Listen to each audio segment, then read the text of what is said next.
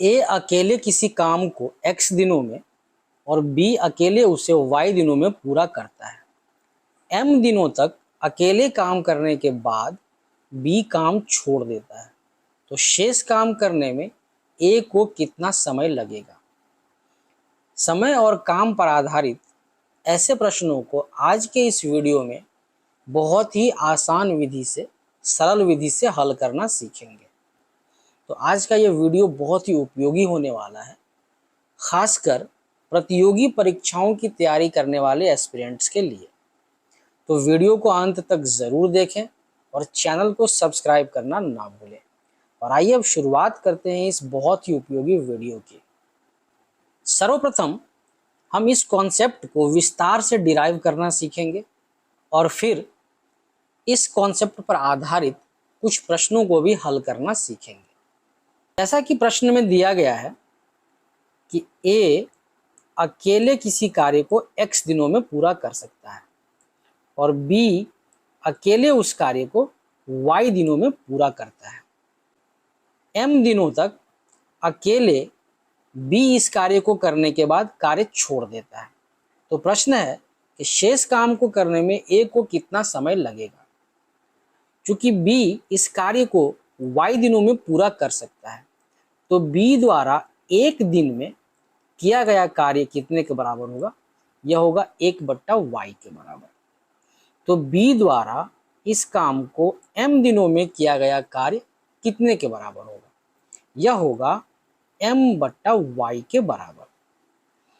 चूंकि b m दिनों तक कार्य करता है, जो कि m/y के बराबर है, तो शेष बचा हुआ कार्य कितना होगा। निश्चित रूप से शेष बचा हुआ कार्य होगा 1 घटा m/y के बराबर, जिसे हम लिख सकते हैं y घटा m/y। यह शेष बचा हुआ कार्य है जिसे a को अकेले करना है। चूंकि a किसी कार्य को x दिनों में पूरा करता है, तो उसी कार्य के y माइनस m/y हिस्से को करने में लगा समय होगा y घटा m/y गुणा x डेज। इस कॉन्सेप्ट को एक बार फिर से रिपीट करते हैं। a किसी कार्य को x दिनों में पूरा करता है, b उसी कार्य को y दिनों में पूरा करता है। m दिनों तक b इस कार्य को करने के बाद कार्य छोड़ देता है, तो शेष बचे हुए कार्य को a कितने दिनों में पूरा करेगा। चूंकि b इस कार्य को y दिनों में पूरा करता है, तो एक दिन में b द्वारा किया गया कार्य होगा 1/y के बराबर। तो m दिनों में b द्वारा किया गया कार्य होगा m/y के बराबर। तो m दिनों तक कार्य करने के बाद b इस कार्य को छोड़ देता है, तो शेष बचा हुआ कार्य हो जाएगा 1 घटा m/y के बराबर, जिसे हम y घटा m/y लिख सकते हैं।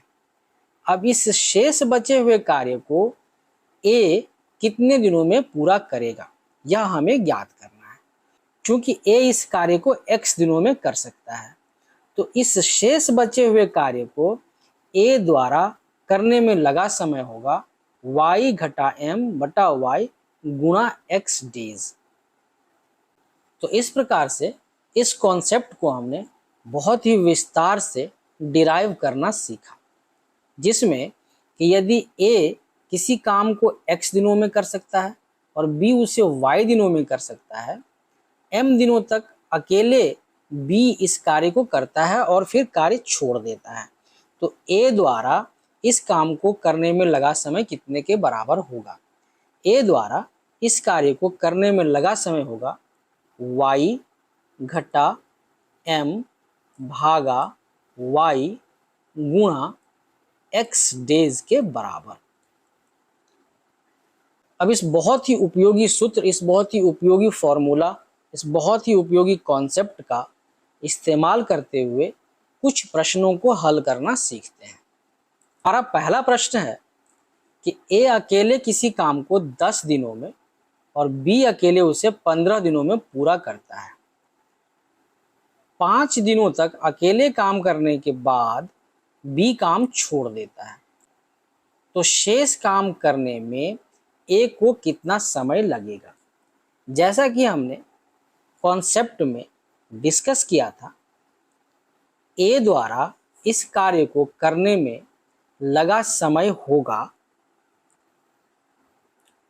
15 घटा 5 भागा 15 गुणा 10 दिनों के बराबर। अब इस दिए गए एक्सप्रेशन को हम सिंप्लीफाई करें तो इसका मान होगा 15 घटा 5 10 भागा 15 गुणा 10। 5 से 10 को विभाजित करें तो उसका मान होगा 2। 5 से 15 को विभाजित करें तो इसका मान होगा 3। इसे हम बराबर लिख सकते हैं 10 गुना 2 20 भागा 3 बराबर 6.2/3 दिन।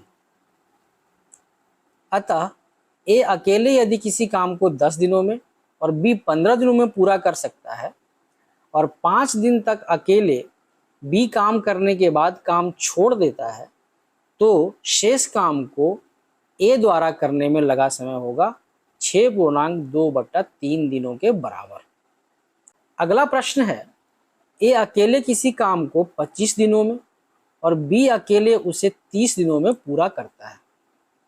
12 दिनों तक अकेले काम करने के बाद बी काम छोड़ देता है, तो शेष काम को करने में ए को कितना समय लगेगा? जैसा कि हमने कॉन्सेप्ट में डिस्कस किया था, ए द्वारा शेष बचे हुए कार्य को करने में लगा समय होगा 30 घटा 12 भागा 30 गुणा 25 दिनों के बराबर। अब इस एक्सप्रेशन को हम सिंप्लीफाई करें तो 30 घटा 12 का मान होगा 18 भागा 30 गुणा 25। 5 से 25 को विभाजित करें तो मान होगा 5। 5 से 30 को विभाजित करें तो मान होगा 6। उसी प्रकार 6 से 18 को विभाजित करें तो मान होगा 3। इस प्रकार से इस एक्सप्रेशन को हम लिख सकते हैं 3 गुणा 5 बराबर 15 दिन।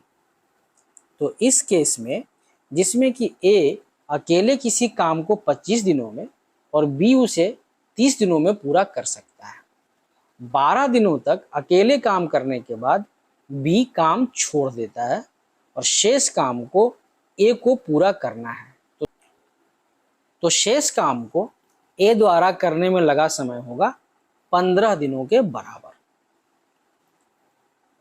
तो इस प्रकार समय और काम या टाइम एंड वर्क पर आधारित ऐसे प्रश्नों को हमने बहुत ही सरल विधि से हल करना सीखा, जिसमें ए अकेले किसी काम को x दिनों में और बी उसे y दिनों में पूरा कर सकता है। m दिनों तक अकेले काम करने के बाद बी काम छोड़ देता है। शेष काम को करने में ए को लगा समय होगा y घटा m भागा y गुणा x दिनों के बराबर।